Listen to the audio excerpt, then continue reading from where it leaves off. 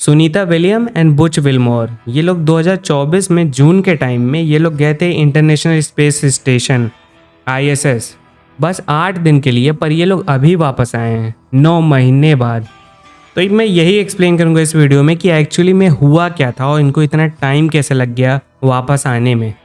तो ये Butch Wilmore and Sunita William ये लोग इंटरनेशनल स्पेस स्टेशन में कुछ रिसर्च करने नहीं गए थे, क्योंकि वहाँ पे ऑलरेडी और भी सारे एस्ट्रोनॉट थे अलग अलग कंट्री के। तो ये लोग रिसर्च करने नहीं गए थे बल्कि उस स्पेस क्राफ्ट को टेस्ट करने गए थे जिससे ये लोग गए थे, जिसका नाम था बोइंग स्टार लाइनर, जिसको बोइंग कंपनी वालों ने बनाया था जो प्लेन बनाती है। तो ये लोग बोइंग स्टार लाइनर को टेस्ट करने गए थे कि ये सक्सेसफुली एस्ट्रोनॉट को इंटरनेशनल स्पेस स्टेशन में ले जा पाता है कि नहीं। तो देखो फिर क्या हुआ, जब इन्होंने डॉक कर लिया, मतलब इंटरनेशनल स्पेस स्टेशन में ये लोग घुस गए अपने स्टार लाइनर को उससे कनेक्ट करने के बाद, तो इन्होंने देखा ना कि स्टार लाइनर से कहीं हीलियम लीक हो रहा है। हीलियम जिसको थ्रस्टर में यूज़ किया जाता है प्रेशर देने के लिए। अब देखो जैसे अगर हीलियम लीक हो रहा है तो मतलब इनका जो थ्रस्टर है वो सही से काम नहीं करेगा। मतलब इनको अगर लेफ़्ट राइट जाना हुआ तो ये लोग नहीं जा पाएंगे। ये लोग का मतलब अगर इन लोग को अपने स्टार लाइनर को लेफ़्ट राइट ले जाना हुआ तो अगर जैसे अर्थ पे वापस आना है तो भी तो इनको थ्रस्टर की ज़रूरत पड़ेगी, क्योंकि मतलब ऐसा तो नहीं कि स्टार लाइनर को बस अनडॉक किया इस से और ये लोग नीचे टपक जाएंगे अर्थ पे। वो लोग तो फ्लोट करेंगे ना, अंदर आने के लिए उनको प्रेशर देना पड़ेगा थ्रस्टर से। पर अगर वो थ्रस्टर बीच रास्ते में पूरी तरह से ख़राब हो जाता तो तब क्या होता? तब ये लोग कहीं बीच स्पेस में फंस जाते। इंटरनेशनल स्पेस स्टेशन में तो चलो खाना था, वॉशरूम था, ऑक्सीजन था, पर बीच स्पेस में वो स्टार लाइनर कितने ही दिन टिकता? मतलब आप सोच के देखो। तो इसी वजह से अब इन्हें अपने थ्रस्टर पे भरोसा नहीं था, और दूसरी बात इन्हें हीट शील्ड पे भी नहीं भरोसा था। अब देखो हीट शील्ड क्या होता है, जैसे अगर स्पेस से कोई स्पेस क्राफ्ट वापस अर्थ पे आता है तो वो हवा से टकराता है और बहुत गर्म हो जाता है, पर वो गर्म होके फट न जाए इसकी वजह से उस पर हीट शील्ड लगा होता है। जो आपने बहुत पहले सुना होगा कि कल्पना चावला की वापस आते टाइम डेथ हो गई थी, एक एस्ट्रोनॉट थी इंडियन, तो उनके टाइम में शायद यही हुआ था कि हीट शील्ड खराब हो गया था। तो इस टाइम ना स्टार लाइनर की हीट शील्ड पे कुछ ना कुछ गड़बड़ी दिख रही थी। तो फिर भाई इस बात से तो और कंफर्म हो गया कि स्टार लाइनर से उन लोग को वापस नहीं ला जा सकता। तो पहले नासा को लगा ना कि ये कोई सॉफ्टवेयर इशू भी हो सकता है, तो इन लोगों ने अर्थ पे ही कुछ सिमुलेशन में ये सब रन करके देखा स्टार लाइनर का डायग्नोस्टिक। तो कुछ थोड़े मोटी चीज़ें तो इन्होंने सही कर दिया था, पर बड़ी चीज़ें अभी भी थी। इसलिए नासा 1% भी रिस्क नहीं लेना चाहता था कि उनके एस्ट्रोनॉट्स को कुछ हो। इसीलिए उन लोगों ने बुच विल्मोर और सुनीता विलियम को वहीं छोड़ दिया। पर अब तुम लोग सोच रहे होगे कि फटाफट दूसरा स्पेसक्राफ्ट भेज देते, 9 महीने कैसे लग गए?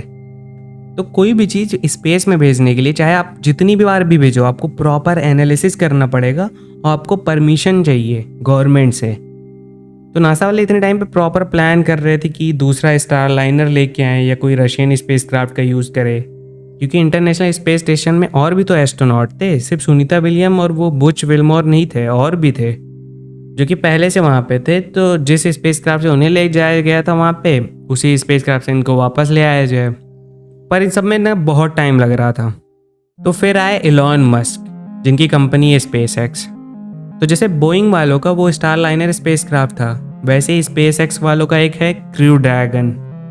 क्रू ड्रैगन को पहले भी यूज़ किया गया है आईएसएस में एस्ट्रोनॉट को भेजने के लिए, पर पता नहीं गवर्नमेंट ने इतना लेट में इसको क्यों अप्रूव किया कि अभी 15 मार्च को इसको लॉन्च किया गया है ये क्रू ड्रैगन को, और वो 15 मार्च को गया आईएसएस में, फिर 18 मार्च को वो शायद वो उनको लेके वापस आया है। अब देखो बहुत सारे क्वेश्चन होंगे, जैसे कि अभी से 50 साल पहले हम लोग चांद पे गए थे, चांद पे जो कि चांद अर्थ से 3 लाख किलोमीटर दूर है, और ये इंटरनेशनल स्पेस स्टेशन ये तो बस 400 किलोमीटर दूर है, बस 400। तो इतना सा दूर जाने में हमारी फट गई, और 50 साल पहले हम लोग चांद पे चले गए थे, ये कैसे? तो देखो चांद पे जाने के लिए ना नासा वालों ने अपोलो स्पेसक्राफ्ट का यूज़ किया था। अपोलो जो कि डीप स्पेस ट्रैवल के लिए ही बना था, मतलब वो प्रॉपर टेस्टेड था। और ये जो स्टार लाइनर था ये बोइंग वालों का, ये तो मतलब इसका फाइनल टेस्टिंग था बेसिकली, ये जिसमें ये फेल हो गया। अब इनको शायद इसका सर्टिफिकेट प्रोसेस भी शायद डिले हो जाए। और देखो अगर आईएसएस पे जाना है इंटरनेशनल स्पेस स्टेशन में, तो ऐसा नहीं कि वो 400 किलोमीटर पे खड़ा हुआ है कि बस जाना है, स्पेसक्राफ्ट कनेक्ट करके घुस जाना है उसके अंदर। इतना आसान नहीं है ये, क्योंकि जो आईएसएस है वो अर्थ के अराउंड घूम रहा है, मतलब वो मूव कर रहा है। जैसे आप कॉमर्शियल फ्लाइट पे बैठते हो, वो कितने की स्पीड पे घूमता है? ज़्यादा से ज़्यादा 1000 किलोमीटर पर आवर की स्पीड से।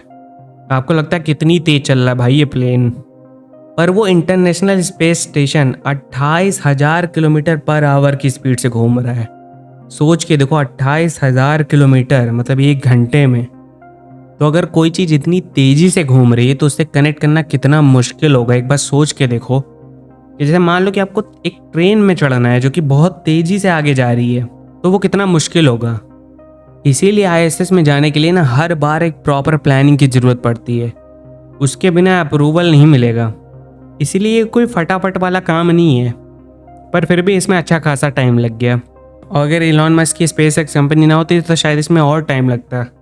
अब जैसे अपने कंट्री में, इंडिया में जब ये न्यूज़ आई पहली बार, तो यहाँ के न्यूज़ वाले जिनकी कोई रैंकिंग ही नहीं है पूरे वर्ल्ड में, ये डायरेक्ट ये दिखाने लगे कि सुनीता विलियम यहाँ स्पेस में जाके फंस गई। मतलब इन्होंने ये भी नहीं बताया कि उनके साथ एक और एस्ट्रोनॉट है जिनका नाम बुच विल्मोर है, और बल्कि और भी एस्ट्रोनॉट थे जो कि पहले से आईएसएस में थे। पर यहाँ पे न्यूज़ चलने लगी, लोग नासा को क्रिटिसाइज़ करने लगे कि सुनीता विलियम को वहाँ पे छोड़ के चले आए।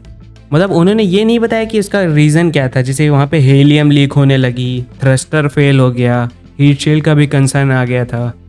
तो एक तरह से देखा जाए तो हमें नासा को अप्रिशिएट करना चाहिए कि वो उन्होंने 1% चांस भी नहीं लिया, 1% रिस्क भी नहीं लिया और जल्दबाजी नहीं की। क्योंकि 2024 में अमेरिका में इलेक्शन था, पर इलेक्शन टाइम में भी वहाँ की गवर्नमेंट ने नासा को फोर्स नहीं किया कि इलेक्शन से पहले, इसके रिजल्ट से पहले इसको लेके आओ, इसको हम वोटिंग फेवर में यूज़ करेंगे। क्योंकि अगर इंडिया में ये होता ना, तो इंडिया में यही होता, जल्दबाजी में एस्ट्रोनॉट को वापस लाते कि उसको वोटिंग के फेवर में यूज़ कर सके। और ये सुनीता एंड बुच, ये लोग भाई एस्ट्रोनॉट हैं, इन लोग को प्रॉपर ट्रेनिंग मिली स्पेस में रहने के लिए।